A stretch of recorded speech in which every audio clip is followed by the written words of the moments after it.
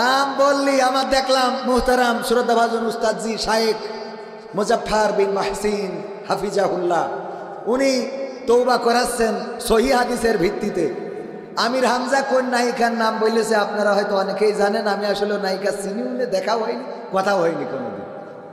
এই নায়িকার নাম বলেছে, ওনার কাছে প্রশ্ন দিয়েছে যে উনি বলেছেন আল্লাহর নাম করে একটু তাকায় দেখবেন। তার থেকে সুন্দরী ছিল হাওয়া আলাইহিসসালাম, মরিয়াম আলাইহিসসালাম, সারা আলাইহিসসালাম, খাদিজা রাদিয়াল্লাহু তাআলা আনহা, ফাতেমা রাদিয়াল্লাহু তাআলা আনহা। এই কথা উনি বলতে যে ওই বিশ্ব সুন্দরী কার কি নাম, আমি রাশমিকা মান্দারা না ইন্দারা এরকম নাম হয়ে থাকতে পারে, এই নাম বলেছে।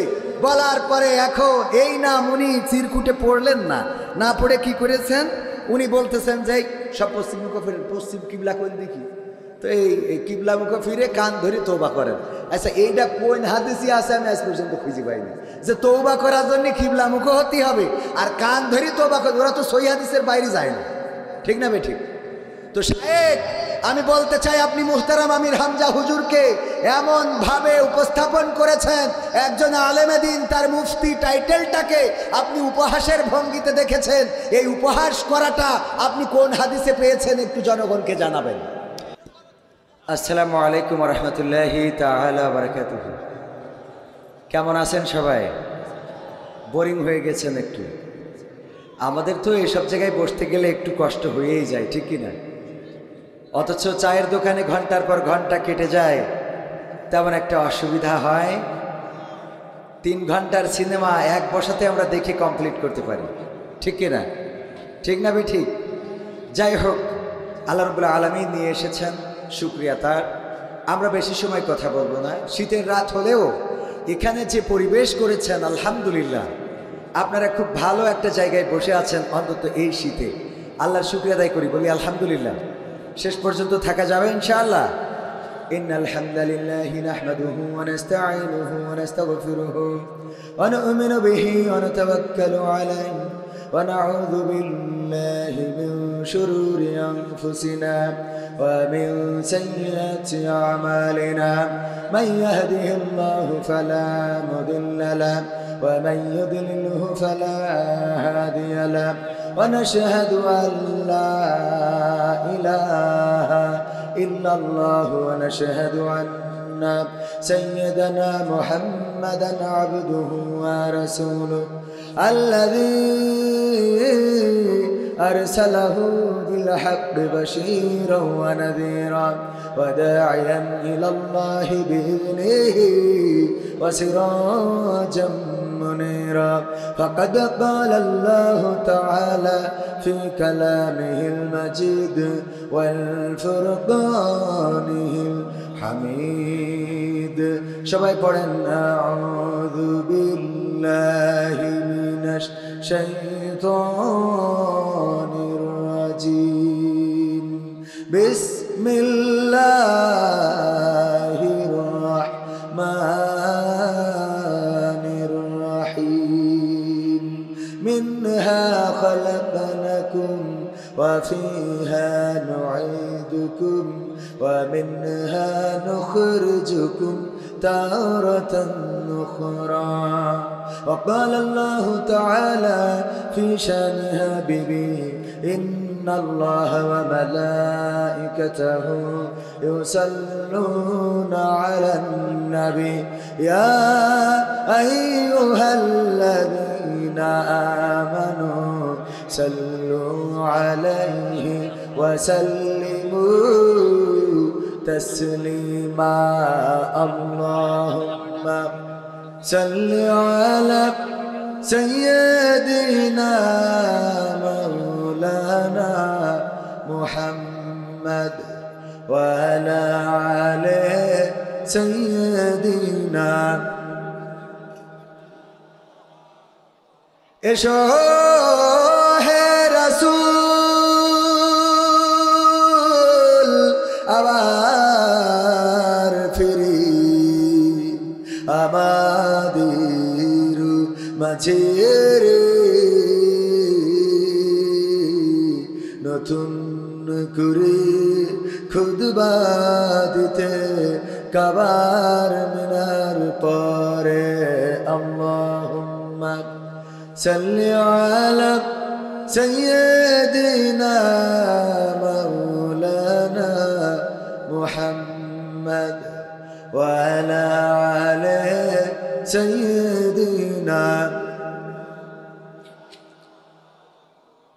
লা ইলাহা ইল্লাল্লাহ লা ইলাহা ইল্লাল্লাহ লা ইলাহা ইল্লাল্লাহ লা ইলাহা ইল্লাল্লাহ লা ইলাহা ইল্লাল্লাহ মুহাম্মাদুর রাসূলুল্লাহ সুবহানাল্লাহ ওয়ালহামদুলিল্লাহ লা ইলাহা ইল্লাল্লাহ সুবহানাল্লাহ ওয়ালহামদুলিল্লাহ লা ইলাহা ইল্লাল্লাহ সুবহানাল্লাহ ওয়ালহামদুলিল্লাহ লা ইলাহা ইল্লাল্লাহ লা ইলাহা ইল্লাল্লাহ মুহাম্মাদুর রাসূলুল্লাহ সাল্লাল্লাহু। রূপের বড়াই করিস না রে, রূপ চিরদিন থাকে না। রূপের বড়াই করিস না রে, রূপ চিরদিন থাকে না। নিজের মুখটা দেখা একদিন হইবে রে তোর যন্ত্রণা। নিজের মুখটা দেখা একদিন হইবে তোমার যন্ত্রণা। চেহারার বড়াই কইরো না ভাই, রূপ চিরদিন থাকে না। রূপের বড়াই কইরো না বোন, চেহারা চিরদিন থাকে না। নিজের মুখটা দেখা একদিন হইবে রে তোর যন্ত্রণা। নিজের মুখটা দেখা একদিন হইবে তোমার যন্ত্রণা। সময় হইল বড় শিক্ষক, সব দিবে শিখাইয়া। সুখের জীবন থাকবে না রে, দেখবে না কেউ চাইয়া। সময় হইল বড় শিক্ষক, সব দিবে শিখাইয়া। সুখের জীবন থাকবে না রে, দেখবে না কেউ চাইয়া। মরার আগে মরবি রে তুই, জ্বালা সইতে পারবি না। মরার আগে মরবি রে তুই, জ্বালা সইতে পারবি না। নিজের মুখটা দেখা একদিন হইবে রে তোর যন্ত্রণা। নিজের মুখটা দেখা একদিন হইবে রে তোর যন্ত্রণা। কিসের এত বড়াই তোমার মাটির দেহ লইয়া। ময়রা দেখো পোকামাকড় শেষ করবে সব খাইয়া। ঠিক না বেঠে? কিসের এত বড়াই তোমার মাটির দেহ লইয়া। ময়রা দেখো পোকামাকড় শেষ করবে সব খাইয়া। এই দুনিয়া ছাড়তে হবে, অহংকার আর কইরো না। এই দুনিয়া ছাড়তে হবে, অহংকার আর কইরো না।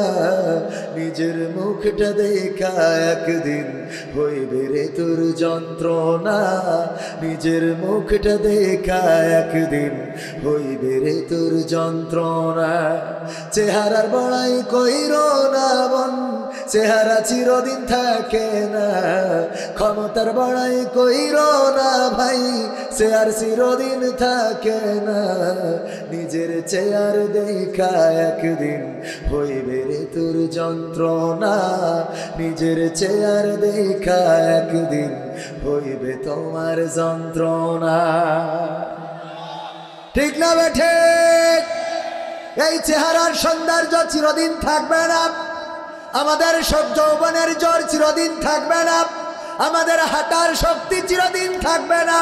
আমাদের বলার শক্তি চিরদিন থাকবে না, আমাদের চলার শক্তি চিরদিন থাকবে না। যেই মানুষটা শিশু সে একদিন কিশোর হবে, তরুণ হবে, যুবক হবে, তারপরে যৌবনকাল পার হওয়ার পরে আস্তে করে সূর্যটা পশ্চিম দিকে হেলে যেতে থাকবে, বয়স হবে, বৃদ্ধ হয়ে যাবে, কালের পরিক্রমায় এই পৃথিবী ছেড়ে চলে যাওয়া লাগবে। কত মানুষের কত মৃত্যুর খবর আমরা শুনি, কেউ মারা যায়। হ্যাঁ, কষ্ট হচ্ছে আপনাদের? বাবারে, লোক একটু বেশি হইলে ঝামেলা হয়, ওর সমস্যা বেশি না। যে বাড়ি সন্তান বেশি ওরে ও বাড়ি একটু ক্যাঁচামেচা হয়, ঠিক না বে ঠিক? তো এই ক্যাঁচামেচা হচ্ছে, অসুবিধা নেই। আমি তো ভূমিকা ছাড়াই কথা বলতেছি, কোনো সময় নেব না, যতটুকু কথা হবে খালি বাড়াবাড়ি চলবে। ইনশা রাজি আছেন? থাকা যাবে আধা ঘন্টা? থাকবেন কারা কারা দেখতে চায়?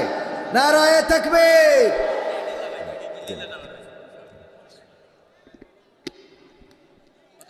Hello hello 15, hello hello hello hello hello hello hello hello hello হ্যাঁ, এবার ঠিক আছে। আরেকটু মনিটর রিভার। হ্যাঁ, যাই হোক, অসুবিধা নেই। আমাদের দুঃখ কষ্ট সব কার জন্যে? ইন্না সলাতি ওয়া নুসুকি ওয়া মাহইয়ায়া ওয়া মামাতি লিল্লাহি রাব্বিল আলামিন। আমাদের কুরবানি, আমাদের জীবন, আমাদের মরণ, আমাদের নামাজ সবকিছু বিশ্ব প্রতিপালক আল্লাহর জন্য, বলেন সুবহানাল্লাহ। সুতরাং আমরা অধৈর্য হব না, যতটুকু সময় আমরা পাবো ইনশাআল্লাহ কথা চলবে। রাজি আছেন শুনতে? তো যেই জায়গায় ছিলাম সেই জায়গায় চলে আসে।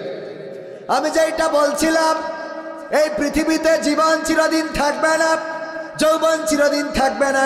কত মানুষের মৃত্যুর খবর শোনা যায়, কেউ পানিতে ডুবে মারা যায়, কেউ বা অ্যাক্সিডেন্টে মারা যায়, কত লাশের খবর আমরা শুনি।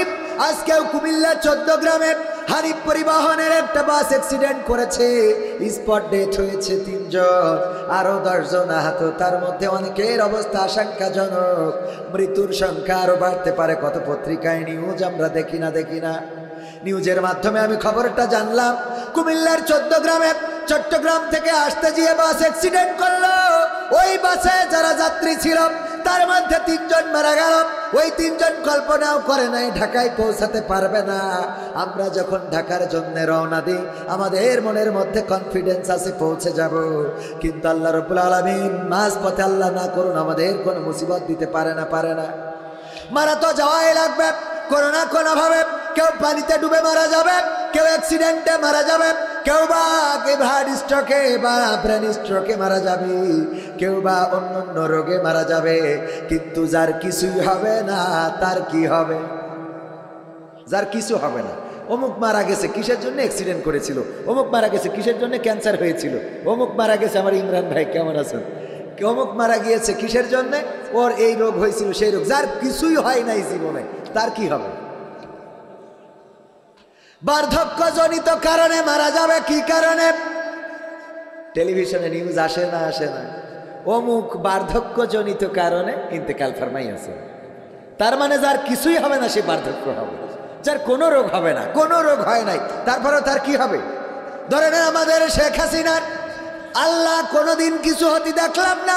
16টা বছর তো চলেই গেল, কিভাবে গেল কেউ টের পাইল না, কোনোদিন সর্দি কাশিও হইল না। পেপার পত্রিকায় কোনো রিপোর্ট পাইলাম না যে আজকে অসুস্থ হয়ে হাসপাতালে। আল্লাহ সময় দিয়েছে না দেয় নাই? 16টা বছর সময় দিল না। করো, যদি ভালো কিছু করো তার একটা রিভিউ পাবা, তার একটা বেনিফিট পাবা। আর যদি ভালো কিছু না করো তাইলে তোমার বাবার দেওয়া দেশে, তোমার বাবার দেশ যেইটা বলো সেই দেশেও জায়গা হবে না। ঠিক না বেঠে? ক্ষমতায় কেউ স্থায়ী হয় না, হোক না সে খালেদা, হোক না সে হাসিনা, কিবারে হে না চেয়ারটা চিরকাল থাকে না। ঠিক না বেঠি? মুজিবুর বেশি দিন থাকেনি, জিয়াউর কেউ তো রাখেনি। মুজিবুর বেশি দিন থাকেনি, জিয়াউর কেউ তো রাখেনি। এর এরশাদ চলে গেছে পৃথিবী ছেড়ে, এরশাদ চলে গেছে পৃথিবী ছেড়ে, কেউ আজ তার কথা কয় না। ঠিক না বেঠে? ক্ষমতায় কেউ স্থায়ী হয় না, হাসিনা ক্ষমতা ধরে রাখতে আয়না ঘর বানিয়েছিল, জনগণের রোশানলে দাদার দেশে পালিয়ে গেল। ডিবি হারুনের পাশে আর, ডিবি হারুনের পাশে আর পরিমণিদের দেখা যায় না। এ ভাই আমি বললো সহ্যের সীমারেখা ছাড়াই যাচ্ছে, আমি নাই দেরি করেছি তা তোরাই এত ডিস্টার্ব করবি কেন? ঠিক না ভাই? ঠিক। তবে বলা ছিল 10:30টায় আসবে, আলহামদুলিল্লাহ আল্লাহ 10:30টায়, ভাই বলা ছিল না 10:30টায় আসেছি, কয়টায়? আলহামদুলিল্লাহ। জবান রক্ষা করার জন্য সর্বোচ্চ চেষ্টা করি, আল্লাহ কবুল করেছেন। যাই হোক ভাই, রিভারটা একটু বাড়ান, শাসা করছে কেন, ঝড় উঠেছে কেন এর মধ্যে, একটু ভালো করে দেন। বাইক তো প্রথমে ভালো ছিল, ওই একজন লাথি মাথি দিয়ে শেষ করে দেন। এটা কি দাও? ও কে, কোত্থেকে এলো ওরা? হ্যাঁ, কোত্থেকে আসলো? যাই হোক, এই এতক্ষণ কি করে, এ ভাই এতক্ষণ কি করে? এটা হলো বসুন্তিয়া সদুল্লপুর খানপাড়া যুব সমাজের উদ্যোগে আয়োজিত ৩য় বার্ষিক তাফসিরুল কোরআন মাহফিলের শ্রদ্ধাভাজন সভাপতি জনাব আলহাজ ফিরোজ খান সাহেব, যিনি সভাপতি বসুন্তিয়া সদুল্লাপুর খানপাড়া জামে মসজিদের, শ্রদ্ধাভাজন সভাপতি আমার পাশে আছেন। অনেক সুন্দর চেহারা, আর দামাত বারকাতুহুম, আল্লাহ রাব্বুল আলামিন হায়াতে তাইয়্যিবা নসিব করে দিন, বলেন আমিন। এছাড়া বিশেষ বক্তা হিসেবে আলোচনা করেছেন প্রভাষক মাওলানা মুশফিকুর রহমান সাহেব। আমার উপস্থিত আছেন এখানে আমাদের মুশফিকুর ভাই আছেন, আমাদের জনাব ইমরান হুসাইন ভাই, অত্যন্ত দারুণ আলোচনা করেন ইমরান হুসাইন সাইফি ভাই। আলোচনা করেছেন আমার প্রিয় ভাই, ভালোবাসার মানুষ হযরত মাওলানা এম আব্দুল হাই সিদ্দিকী ঝিনেদা। আমি বলেছি ইনাদের এই যে ঝিনেদা যশোরে থাকবে, ঝিনেদার নাম দেবে, এটা হবে না। ঠিক না ভাই? ঠিক। মানে আমাদের এখানে থেকে লাল ভাই বাড়ি কুষ্টিয়ায়, থাকে যশোরে, ঘর বাড়ি সব এখানে, নাম দেয় কুষ্টিয়া, যশোরেই থাকে। তৈবুর রহমান নাম দেয় সাতক্ষীরা, থাকে কোথায়? যশোরে। আমাদের যশোরে করে খাচ্ছে, সব নাম উল্টো পাল্টা। রবিউল ইসলাম খুলনা, থাকে যশোরে, বাড়ি করে খুলনা, সব প্রমোট করে নিজেদের জায়গা। আমরা এগুলো হয় বিয়ে করি, ঘর জামাই থাকতে হবে, না হলে আউট হতে হবে। কোত্থেকে এলো? যাক আলহামদুলিল্লাহ, আমার ভাই যান দারুণ আলোচনা করেন। আল্লাহ রাব্বুল আলামিন ভাইয়ের কণ্ঠকে ইসলামের জন্য কবুল করে নিন, বলেন আমিন। সম্মানিত ভাইয়েরা আমার, আমি আলোচনার লাইনটা কিছুটা হলেও একটু তার কেটে গেছে। তার কেটেছে না, মানে মাইক্রোফোনেরও তার কেটেছে, লাইনেরও তার কেটেছে। তারপরেও আলোচনা তো করতেই হবে। যেই কথা দিয়ে শুরু করেছিলাম সেটা ছিল যে আমাদের চেয়ারের বড়াই, ক্ষমতার বড়াই চিরদিন থাকে, আমাদের চেহারার বড়াই, চেহারার সৌন্দর্য চিরদিন থাকে না।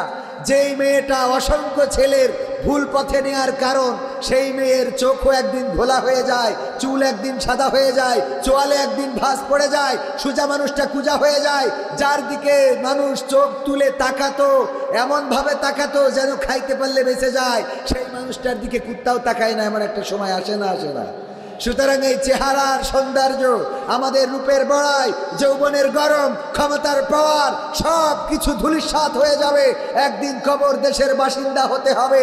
সেই কবরের প্রস্তুতি নেওয়ার দরকার আছে না নাই? সেই কবরে যে যাব, এটার তো টাইম বলা নাই কবে যাব। মুরব্বী যারা আছেন এখানে, অনেকের আপনজন, কাছের মানুষ চিরজনমের মতো বিদায় নিয়েছে। অনেকের সন্তান আগে চলে গেছে বাবার কাঁধে খাটিয়া, অনেকের স্ত্রী আগে চলে গেছে, বয়সে অল্প ছিল, অনেকের মা বাবা বেঁচে আছে কিন্তু কলিজার টুকরারা নাই। আসার সিরিয়াল থাকলেও যাওয়ার সিরিয়াল নাই, সবাই জানি, কিন্তু মানে কি? বলেন মানি? বাবার লাশ কবর দিয়ে এসে সন্তান খানিক পরে চায়ের দোকানে কাঠ খেলায় মেতে ওঠে, ওঠে না? ওঠে না? বাবাকে মাটি দিয়ে চায়ের দোকানে এসে পরিমণি, নুরালাইলা, এগুলো শাবনূর, আরো কি কি আছে, নাম তো বেশি বলা যাবে না, নাম বললে আবার ঝামেলা। নাম বললি আমার দেখলাম মুহতারাম শ্রদ্ধাভাজন উস্তাদজি শায়েখ মুজাফফর বিন মাহসিন হাফিজাহুল্লাহ, উনি তওবা করাচ্ছেন সহিহ হাদিসের ভিত্তিতে। আমির হামজা কোন নায়িকার নাম বলেছে আপনারা হয়তো অনেকেই জানেন, আমি আসলে নায়িকা চিনি, উনি দেখাও হয়নি, কথাও হয়নি কোনোদিন। এই নায়িকার নাম বলেছে, ওনার কাছে প্রশ্ন দিয়েছে যে উনি বলেছেন আল্লাহর নাম করে একটু তাকাই দেখবেন, তার থেকে সুন্দরী ছিল হাওয়া আলাইহিসসালাম, মরিয়াম আলাইহিসসালাম, সারা আলাইহিসসালাম, খাদিজা রাদিয়াল্লাহু তাআলা আনহা, ফাতেমা রাদিয়াল্লাহু তাআলা আনহা। এই কথা উনি বলতে যে ওই বিশ্ব সুন্দরী কার কি নাম, আমি রাশমিকা মান্দারা না ইন্দারা এরকম নাম হয়ে থাকতে পারে, এই নাম বলেছে। বলার পরে এখন এই নাম উনি চিরকুটে পড়লেন না, না পড়ে কি করেছেন, উনি বলতেছেন যে সব পশ্চিম মুখ ফিরে, পশ্চিম কিবলা কোন দেখি, তো এই কিবলা মুখ ফিরে কান ধরে তওবা করেন। আচ্ছা এইটা কোন হাদিসে আছে আমি আজ পর্যন্ত খুঁজে পাইনি যে তওবা করার জন্য কিবলা মুখ হতে হবে আর কান ধরে তওবা করে, ওরা তো সহিহ হাদিসের বাইরে যায় না, ঠিক না বেঠিক? তো শায়েখ আমি বলতে চাই, আপনি মুহতারাম আমির হামজা হুজুরকে এমন ভাবে উপস্থাপন করেছেন, একজন আলেমে দ্বীন, তার মুফতি টাইটেলটাকে আপনি উপহাসের ভঙ্গিতে দেখেছেন। এই উপহাস করাটা আপনি কোন হাদিসে পেয়েছেন একটু জনগণকে জানাবেন। হাদিসের কথা বলেন, হাদিস মানার কথা বলেন, গীবত ছাড়া আপনার আলোচনায় কিছু পাওয়া যায় না, অপরজনের পিছনে লাগা ছাড়া আলোচনায় কিছু পাওয়া যায় না। আমার আল্লাহ বলেছে, ইয়া আইয়ুহাল্লাযীনা আমানু লিমা তাকুলুনা মা লা তাফআলুন, ও ঈমানদারেরা এমন কথা বলো না যা তোমরা কাজে পরিণত করো না। তোমরা রাসূলের হাদিস মানো না, আবার আহলে হাদিস নাম ধরে বসে আছো। আমার রাসূল কাউকে গীবত করতে শেখায় নাই, আমার রাসূল কাউকে কারো নাম কারো টাইটেল উপহাস করতে শেখায় নাই। তোমরা উপহাস করো আর নায়িকার নাম বলার সাথে সাথে তুমি চিনে ফেললে তুমি কোন আল্লাহর ওলি, কথা কয় না। sini ada orang dulu duduk di Malaysia, ada orang boleh angkat tangan, satu orang, ada lagi ya boleh angkat tangan, ada belakang Ustadz saya nama Syahidul Islam, Syahidul Islam baik abang saya, dia dulu duduk di Malaysia, saya punya Ustadz dia. You ada paham kan? Itu paham. Itu dua orang paham. Lain orang tak paham kan? Saya apa cakap? Dua orang, belakang ada satu orang, tiga orang saja paham, lain cuma orang tak paham. Saya apa cakap? Betul ya bang? Iya. আমি বললাম যে আমি যা বলছি এই কথাটা এখানে শুধুমাত্র তিনজন ব্যক্তি বুঝতে পারছে, বাকি সবাই কেউ কিছু বোঝে নাই, ঠিক কিনা? এই তিনজন বুঝলো কেন? কারণ ওই তিনজন মালয়েশিয়ার হাজি। কিসের হাজি? তো রাশমিকা মান্দারা নাম বললে তুমি যদি বুঝে ফেলো তাহলে তুমি তো ওই আমির হামজা থেকে বড় হাজি, কথা কয় না। তুমি কোন হাজি আমার সেইটা বুঝাও, যে নাম বললাম আর তুমি চিনে ফেললে তাহলে তো তুমি ওখানে আগে করে আইসাও শয়তান। এরকম এই কথাটা কি আমার কথা যুক্তি ঠিক আছে কিনা ভাই? আমার অনেক সময় দুঃখ হয়, এক যুবক ভাবির সাথে খারাপ আচরণ করে, ভাই বিদেশে থাকে। তো আমার আব্দুল হাই সিদ্দিকী ভাই, ভাইজান, তারপরে আমাদের মুশফিকুর ভাই, ইমরান ভাই বললো এই অপরাধ তো হইতে দেওয়া যায় না, কি করা যায়? তো ওরে আটকাইতে হবে। এবার সেদিন ভাবির ঘরে ঢুকবে, দরজায় যেতে এমনি। তো ভাবির ঘরে ঢুকেছে, তিন হুজুর যেইতে দরজায় টুকাতেছে, ও পিছনে আর একটা দরজা ছিল, এরা তো জানে না, ওইটা দিয়ে বেরোয়েই সেতে ওর ঘরে ঢুকে যায় নামাজ বিষয়ে সিজদায় পড়ে রয়েছে। তো ভাইরা বুঝতে পেরেছে, পিছনে দরজা দেখেছে, ঘরে যেয়ে ডাকতেছে, এই মাকসে ওঠ, দাদা হুজুর আমি সিজদায় তাহাজ্জুদে চতুর্থ আর সাজিনে পয়সা গেছি পুরাই। তো বল সে তো ঠিক আছে, তুই তো পীর সাহেব আমরা জানি, আল্লাহর ওলি, তো তাহাজ্জুদ পড়তিস? বলছে তাহাজ্জুদই পড়ি, ৮০-৯০ রাকাত না পড়েও শুতে যায়নি। বলছে মানলাম তুই তাহাজ্জুদ পড়িস, পীর সাহেব অলিয়া উলিয়ার পর্যায়ে পৌঁছে গেছিস, তা তোর স্যান্ডেল জোড়া ভাবির খাটের নিচে কেন? কথা কি বোঝা গেছে? স্যান্ডেল জোড়া ভাবির খাটের নিচে। তো রাশমিকা মান্দারা নাম বলিস আমির হামজা, মানলাম যে আমির হামজা খারাপ, তা তুই বুঝলি কেন? কথা কয় না। তুই তো মনে করবি এইটা মনে হয় হাদিসে আমপাড়ার থেকে কিছু বললো কিনা নাকি? কারণ অনেকেই যারা বোঝেন, একবার এক যুবলীগের নেতা ওই খালি আওয়ামী লীগের বিরুদ্ধে ওয়াজ করতেছে, বক্তাকে তো কাজী আওয়ামী লীগের বিরুদ্ধে কথা বলে আছে অনেকেই। তো এখন বলছে হুজুর আপনি শুরু করেছেন কি, আপনার তো কাটি খুলে দেবো, বাড়ি যেতে পারবেন না, গাড়ি ভেঙে ফেলবেন। তো বলছে অসুবিধা নেই, মোনাজাতের সময় ঠিক করে দেবেন। তো দোয়া করে দিয়েন। তো মোনাজাতের সময় দোয়া করছে, আল্লাহ রব্বানা আতিনা ফিদ দুনিয়া হাসিনা ওয়া ফিল আখিরাতি হাসিনা ওয়া কিনা আযাবান্নার। তো হুজুর তো ওলিয়া ওলিয়ার পয়সা পয়সা গেছে, আজ এবার একেবারে আরবিতে নাম ধরে দেওয়া। যারা বোঝে না তারা তো এরকম বসবে, ঠিক কিনা? তো নাম বললো, তুমি বুঝে নিলে, তুমি কে? তুমি বুঝবা কেন? তুমি যদি আল্লাহর আউলিয়া হও, এই নামের সাথে তোমার পরিচয় থাকার কথা নয়। আর যদি তুমি মনে করো এই নেটের যুগে, ইন্টারনেটের যুগে এসব নাম জানা যায়, তো আমির হামজা জানলে তোমার জলে কেন? ঠিক না বেঠে? তার মানে হলো তোমরা যার পিছনে লাগতে চাও তার পিছনে মন চাইলেই লাগে। কবির বিন সামাদ নাটক করে, অসত তোর বাপের কি, ওয়াজ করলে টাকা পাওয়া যায়, খাওয়া হয়, তুমি করবে না কেন? কথা কয় না, ঠিক না বেঠিক? ও তোমরা বড় লোক হওয়া আর কবি ভিক্ষে করি খাবে ওই রেলগেটে? হ্যাঁ, ওরে বাবা, বড় বড় পারহেজগার দেখি স্ট্যাটাস দেয়, কন্ট্যাক্ট করা যাবে না, চুক্তি করা যাবে না, যারা চুক্তি করে তাদের বয়কট। আবার দেখি 3 দিন পরে স্ট্যাটাস দেয় যে এখন থেকে চুক্তি করা ছাড়া কোনো মাহফিল যাবে না। কেন? তা খাম দিয়েছে, তার মধ্যে 300 টাকা। তাহলে তুই এতদিন ধরে আন্দোলন করলি কেন? পরহেজগার সাজে, আল্লাহ আল্লাহ পীর সাহেব। এইখানে আসলাম যে রিস্কি নিয়ে, এক মাহফিল থেকে আর এক মাহফিল, যে জোরে গাড়ি চালাইছে আমার ক্যামেরাম্যান, আমার রকি আলামিন কই, ওরা সাক্ষী, ওরা আছে পিছনে, ওরা সাক্ষী। ওরা মনে করতেছে ভাই মনে হয় আজকে কোথাও না কোথাও মারবে, তা ও দেখি কোনো ট্রাক বাসে মারিনি, এখানে সে সাইকেলে মেরে দিয়েছে, ছোট তুতি মারিছি। তো এই যে আসা যাওয়া, এর মধ্যে যাওয়ার সময় হুজুর যদি মরেও যায়, এ কমিটি আর খোঁজ নেবে না, বলো বরং মরি গেলি বলবে ভালো কাজেই আমাদের কাছে মেলা টাকা নিয়েছিল। ঠিক না বেটি? ভাইয়ের আমার, কি হবে বেঁচে থেকে অযথা বিদ্যা শিখে যদি না গড়তে পারি শোষণবিহীন সমাজটাকে? কি হবে বেঁচে থেকে? কি হবে ছাত্র সেজে চুমু খেয়ে সনদ খানা যদি হয় বিদ্যালয়টা পরিমণিদের আড্ডাখানা? কি হবে ছাত্র সেজে চুমু খেয়ে সনদ খানা যদি হয় বিদ্যালয়টা বুবলিদের আড্ডাখানা? এর চেয়ে মরাই ভালো, দেশ ছেড়ে যাওয়াই ভালো, এর চেয়ে মরাই ভালো, দেশ ছেড়ে যাওয়াই ভালো। কি হবে ধোকা দিয়ে বিবেকটাকে? কি হবে ধোকা দিয়ে বিবেকটাকে? কি হবে বেঁচে থেকে অযথা বিদ্যা শিখে যদি না গড়তে পারি শোষণবিহীন সমাজটাকে? কি হবে বেঁচে থেকে? কি হবে যুবক নামের বোঝা হয়ে এই ধরাতে, যেখানে মা বোনেরা ধর্ষিতা হয় দিনে রাতে? ঠিক না বেঠে?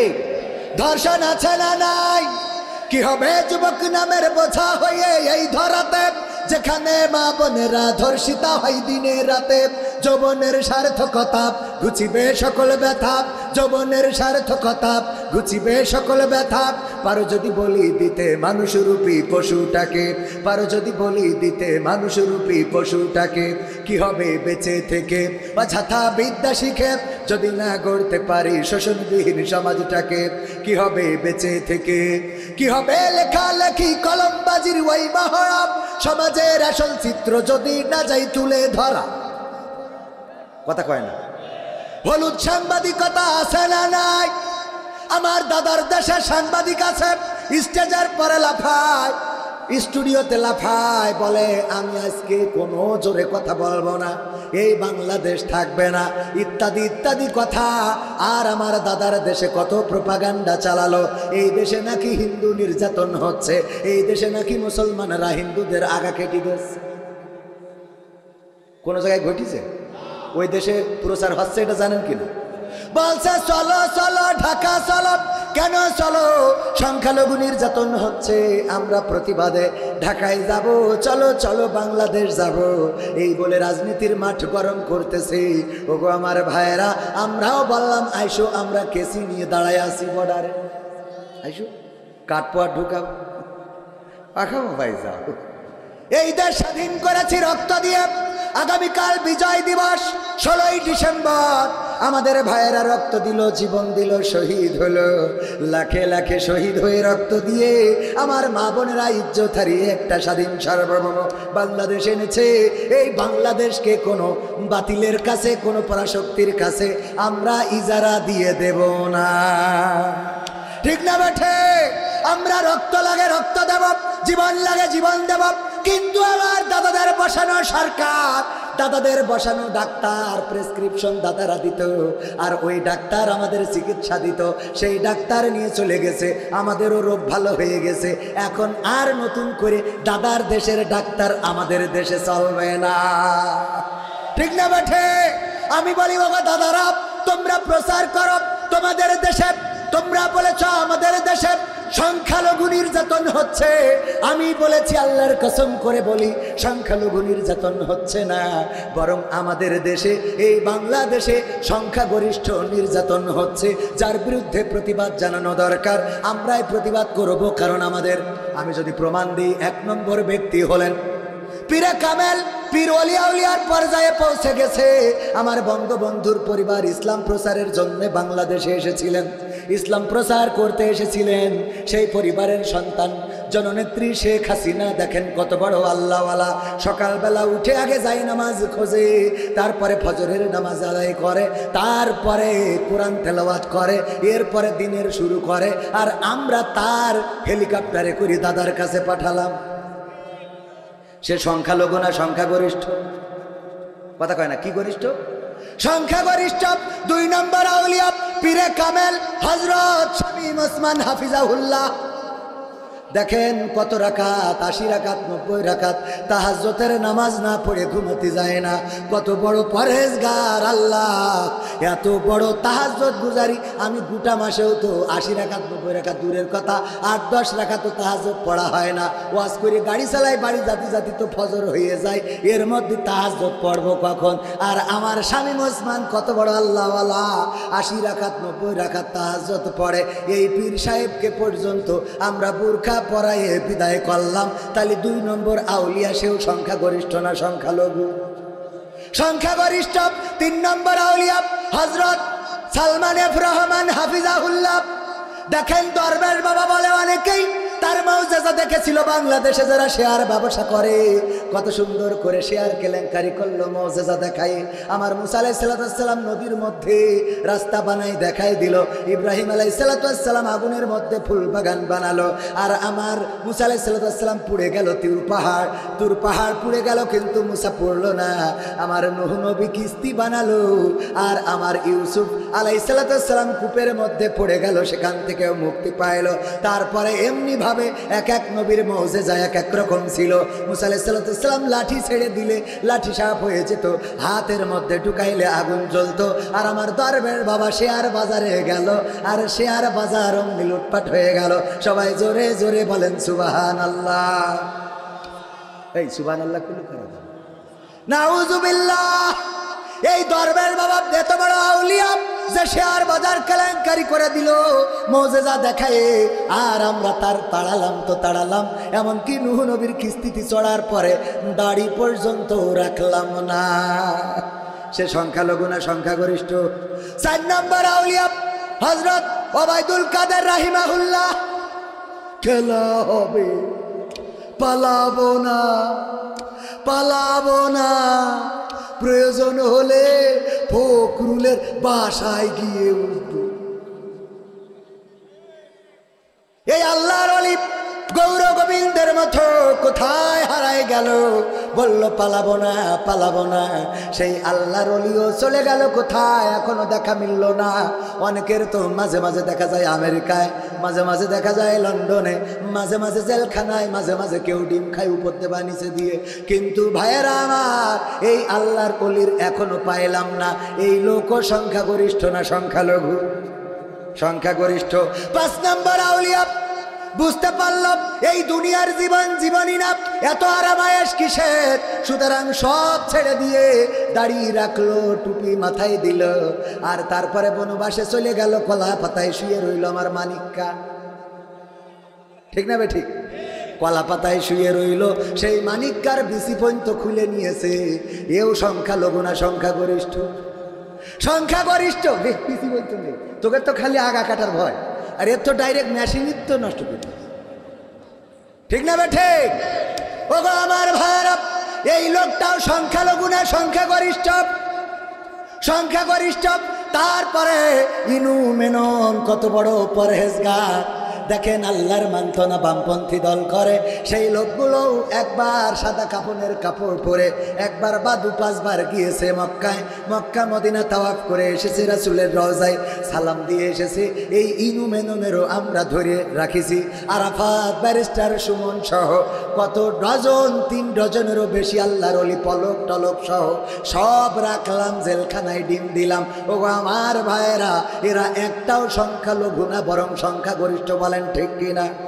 সুতরাং নির্যাতিত হচ্ছে সংখ্যাগরিষ্ঠ, আর আমার দাদারা বলে সংখ্যালঘু নির্যাতিত হচ্ছে। আল্লাহর কসম করে বলি, আমার দেশের হিন্দুরা, বৌদ্ধরা, খ্রিস্টানেরা ডিমের মধ্যে কুসুমটা যেমন সংরক্ষিত থাকে, বাংলাদেশে তেমন মুসলমানদের কাছে হিন্দু, বৌদ্ধ, খ্রিস্টান সংরক্ষিত আছে। বলেন ঠিক কিনা? আমার দেশের মুসলমানেরা এবার নির্বাচনের পরে নাই, বরং সরকারের পতনের পরে আমার দেশের কোরআনের হাফেজেরা, আমার দেশের আলেমেরা, আমার দেশের ইসলামী আন্দোলনের নেতা কর্মীরা, আগে আমার মা বলতো মূর্তির দিকে তাকাবা না, মূর্তি পূজার নিকটবর্তী হবা না, ওই দিকে যাবা না। কিন্তু আমাদের নেতা কর্মী, মাদ্রাসার ছাত্র, কোরআনের হাফেজ এবারে যেন কোনো ষড়যন্ত্র করে যেন মূর্তি না ভাঙে, তার জন্য রাত জেগে জেগে তাদের প্রতিমা পাহারা দিয়েছে। বলেন ঠিক কিনা? পাহারা দিয়েছে। শুধু তাই নাই, আমাদের নেতারা যে ওম শান্তি নমো নমো পড়ি ফেলাইয়ে যাবে গে, ঠিক না বেটি? পড়েছে না পড়ে নাই? ওখানে যে ওম শান্তি নমো নমো কত কি পড়ে ফেললো, কত উদারতা আমরা দেখালাম, যে ওখানে যে ওম শান্তি নমো নমো পড়ে দিলাম। এরপরেও যখন দাদার দেশে এই অপপ্রচার হয়, এরা সাংবাদিক না, এরা মূলত অর্থেই হলো সাংবাদিক নামের কুলাঙ্গা, ঠিক না বেঠে? সাদাটারে কালো বানায় আর কালোটারে সাদা বানায়। এই জাতীয় ভারতের প্রেতাত্মা প্রথম আলো এবং স্টার জলসা বাংলাদেশে এখনো আছে। এখনো আমার দাদার দেশের দালালেরা এই জমিনে আছে না? না আছে না? নাই? তাদেরকে এই জমিনে তারা থাকবে, বসবাস করবে, কিন্তু প্রকৃত অর্থে সোজা পথে চলা লাগবে। আর একটা কথা শুরুতেই বলে রাখি ভাইয়েরা আমার, যারা মনে করেন স্বাধীনতা এসেছে 5 তারিখে, আমি বলি এখনো স্বাধীনতা আসে নাই। এই বাংলার জমিন এখনো স্বাধীন হয় নাই, এই আল্লাহর জমিন এখনো স্বাধীন হয় নাই। 5 তারিখে স্বাধীনতা আসে নাই, বরং 5 তারিখে স্বাধীনতা কেমন করে আনতে হয় সেই রাস্তাটা দেখিয়ে দিয়ে গেছে। বলেন ঠিক কিনা? স্বাধীন তো হবে সেই দিন যেদিন এই বাংলার আকাশে কালেমার পতাকা উড়বে পথ করে। স্বাধীন তো হবে সেই দিন যেদিন বাংলাদেশের সংসদে আল্লাহর কোরআনটা বসানো হবে, আল্লাহর কোরআনের আইন দিয়ে যেদিন এই দেশ পরিচালিত হবে, সেই দিন প্রকৃত অর্থে দেশটা স্বাধীনতা পাবে। ঠিক না বেঠে? এখনো স্বাধীন হয় নাই। স্বাধীনতা কিভাবে আনতে হয় সেই রাস্তা দেখিয়ে দিয়েছে আমার আবু সাইদ, আমার শান্ত, আমার মুগ্ধ, আমার ইয়ামিন। তারা দেখিয়েছে যে এই রাজপথ ছাড়া যাবে না, বরং বাতিলের সামনে, বুলেটের সামনে, বন্দুকের সামনে, গুলির সামনে বক্ষ পেতে দিতে হবে। জালিমের গুলি আমাদের বক্ষ ছেদ করে পিছন দিয়ে বের হয়ে যেতে পারে, আমাদের রক্ত জমিনে পড়তে পারে, জমিন ভেসে যেতে পারে, সেই রক্তের সাগরে সাঁতার কাটা লাগতে পারে। সাঁতার কেটে কেটে একটি বিপ্লবী কালেমার পতাকা বাংলার জমিনে উড়ানোর রাস্তা দেখিয়ে দিয়ে গেছে। বলেন ঠিক কিনা? আমরা সেই রাস্তা দিয়ে হাঁটতে হবে কোরআনের রাজ কায়েম করার জন্য। কোরআনের সাথে যদি কেউ দ্বন্দ্ব করে, তাদের সাথে আপোষ করা যাবে। কোরআনের সাথে যারা করবে দ্বন্দ্ব, তাদের সাথে কবু হবে না আপোষ। কোরআনের সাথে যারা করবে দ্বন্দ্ব, তাদের সাথে কবু হবে না আপোষ। জেল জুলুম হলেও হবে, জেল জুলুম হলেও হবে, বিবেকের কাছে তবু রব নির্দোষ। আমার রবের কাছে রব নির্দোষ, মহান প্রভুর কাছে রব নির্দোষ। কোরআনের সাথে যারা করবে দ্বন্দ্ব, তাদের সাথে কবু হবে না। বলেন, কোরআনের কথা যারা বলে যায় আজ, তাদের দমাতে কত ফন্দি। কাউকে ধরে নিয়ে দিয়েছে ফাঁসি, কাউকে রেখেছিল বন্দি। ঠিক না বেঠে? কোরআনের কথা যারা বলে যায় আজ, তাদের দমাতে কত ফন্দি। কাউকে ধরে নিয়ে দিয়েছে ফাঁসি, কাউকে রেখেছিল বন্দি। হক কথা বললেই জ্বলে যায় গা, কোরআনের কথা সইতে পারে না। হক কথা বললেই জ্বলে যায় গা, কোরআনের কথা সইতে পারে না। জানি না তাদের আমাদের পরে কেন এত আক্রোশ। জেল জুলুম হলেও হবে, জেল জুলুম হলেও হবে, বিবেকের কাছে তবু রব নির্দোষ। আমার রবের কাছে রব নির্দোষ, মহান প্রভুর কাছে রব নির্দোষ। কোরআনের সাথে যারা করবে দ্বন্দ্ব, তাদের সাথে কবু হবে না। কোরআনের কথা আজ বলতে গেলে আসছে বাধা কত ভাবে। কোরআন প্রেমিক বিনিময়ে আনব বিজয়, হক কথা বলতে করি না কো ভাই। জীবনের বিনিময়ে আনব বিজয়, বুকে আছে শক্তি, অন্তরে আছে সাহস। আছে জেল জুলুম হলেও হবে, জেল জুলুম হলেও হবে, বিবেকের কাছে তবু রব নির্দোষ। আমার রবের কাছে রব নির্দোষ, মহান প্রভুর কাছে রব নির্দোষ। কোরআনের সাথে যারা করবে দ্বন্দ্ব, তাদের সাথে কবু হবে না। আপোষ কি করা যাবে? যদি আমাদের বাবা হয়, যদি আমাদের দাদা হয়, যদি আমাদের নানা হয়, যদি আমাদের আপনজন হয়, কোরআনের সাথে যারা দ্বন্দ্ব করবে, তাদের সাথে আপোষ করা যাবে না। আল্লাহ রাব্বুল আলামিন পবিত্র কোরআন দিলেন এই সমাজে শান্তির জন্যে। ওগো আমার ভাইয়েরা, চোর যদি চুরি করে তার শাস্তিটা কি? হাত কেটে দাও। আমি যদি বুসা হাত নিয়ে এসে বলতাম, ওগো আমার ভাইয়েরা, কেউ চুরি করবেন না, চুরি করা গুনাহের কাজ, আর কোরআনের আইন কায়েম বাংলাদেশে আছে, সুতরাং কেউ যদি চুরি করে তার হাতের কবজি থাকবে না। তাই দয়া করে কেউ চুরি কইরো না। আপনারা বলতেন, হুজুর আপনার হাতের কবজি কই? আমি বলতাম, আমার আব্বা আখ লাগিয়েছিল, সেই আখ মাড়াই করার জন্য মেশিন এনেছিল, মেশিনের মধ্যে আমাকে আখ ঢুকাতে দিয়েছিল।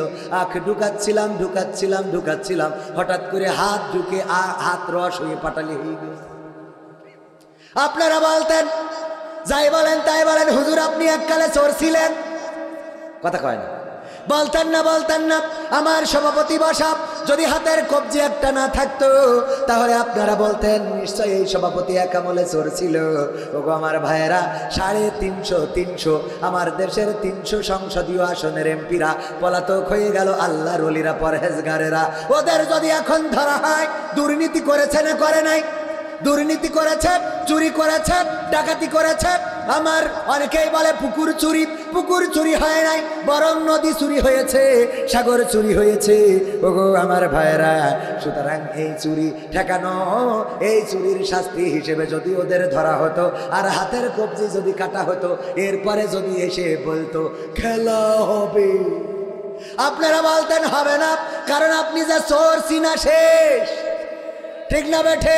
ওগো আমার ভাইয়েরা, আমি পবিত্র কোরআনের সূরা তাহার 55 নম্বর আয়াতে কারিমা তেলাওয়াত করেছি। এই আয়াতে কারিমা আপনাদের মুখস্থ আছে না নাই? সবাই পড়েন, মিনহা খালাকনাকুম ওয়া ফিহা নুঈদুকুম ওয়া মিনহা নুখরিজুকুম তারাতান নুখরা। এই যে আয়াতে কারিমা মুখস্থ আছে না নাই? আমরা কোথায় পড়ি? কবরে পড়ি। কেন কবরে পড়ি? এই আয়াতটা কবরে পড়ার কারণটা কি? আমি চিন্তা করলাম, আমার খালুর কবর দেওয়ার সময় সবাই যখন এটা পড়লো, আমিও পড়লাম, আমিও পড়ি। আমি চিন্তা করলাম আয়াতটা কেন আসলো, কিসের জন্য আসলো, একটু ঘাটাঘাটি করা দরকার। আমি তো ভালো বুঝি না, তারপরেও একটু চেষ্টা করে দেখলাম। এই আয়াতটা এসেছে সবচেয়ে পাওয়ারফুল জায়গার জন্য, আর আমরা এইটা সবচেয়ে নরমাল জায়গায় নিয়ে লাগাই দিয়েছি।